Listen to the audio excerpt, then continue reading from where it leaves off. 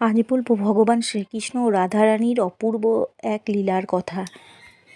ভগবান শ্রীকৃষ্ণ তখন বৃন্দাবন ছেড়ে মথুরায় নিবাস।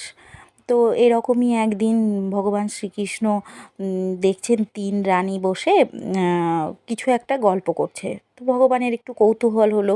ভগবান পাশে একটু আড়াল করে গিয়ে দাঁড়ালেন এবং শুনতে পেলেন যে তার রুক্মিণী, তারপরে সত্যভামা, জাম্ববতী তারা একটা কি আলোচনা করছে, যে আলোচনাতে বোঝা যাচ্ছে যে ভগবানকে তারাই সবচেয়ে বেশি ভালোবাসে।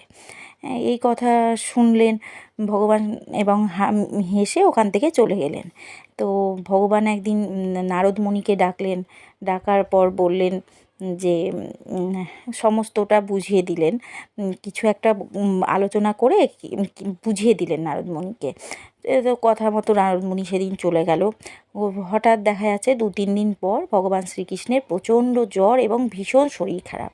সত্যভামা, রুক্মিণী, জাম্ববতী সমস্ত ভগবানের জ্বর, শরীর খারাপ, হ্যাঁ, এই নিয়ে একটা শোরগোল পড়ে গেল।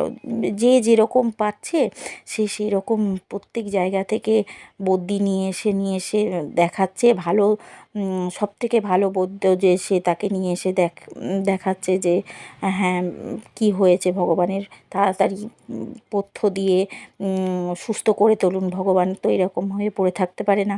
হ্যাঁ, মানে তাদের একটা ভীষণ নিয়ে। তো এই করতে করতে বেশ কয়েকদিন কেটে গেল। তো হঠাৎ একদিন নারদ মুনি আসলেন, এসে দেখলেন যে হ্যাঁ ভগবানের তো জ্বর, মানে ভগবানের ভীষণ শরীর খারাপ, বিছানায় পড়ে রয়েছে, কিছুতেই উঠতে পারছেন না। তখন অনেক কিছু ইয়ে করে তখন রুক্মিণী জিজ্ঞেস করলো, যেহেতু রুক্মিণী সবচেয়ে বড় বউ, তো জিজ্ঞেস করলো, হে নারদ মুনিবর, ভগবানের তো ভীষণ জ্বর, কিভাবে এই জ্বর সারবে? হ্যাঁ, আপনি একটু দেখুন। নানান রকম বৈদ্য সমস্ত কিছু ডেকে কিছুতেই কিছু হচ্ছে না। হ্যাঁ, আমরা সব রকম চেষ্টা করেছি, আপনি একটু দেখুন না কী করে ভগবান সুস্থ হয় তাড়াতাড়ি। দিয়ে অনেক কিছু দেখাশোনা করে আলোচনা করে তখন নারদ মুনি বলছে যে এটা তো তোমরাই করতে পারবে। দিয়ে তখন বলছে কী?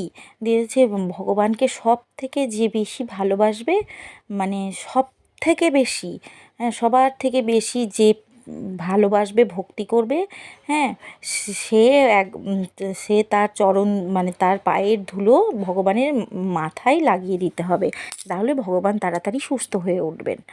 তো এই কথা শোনা মাত্র হ্যাঁ রুক্মিণী, সত্যভামা, জাম্ববতীর ভীষণ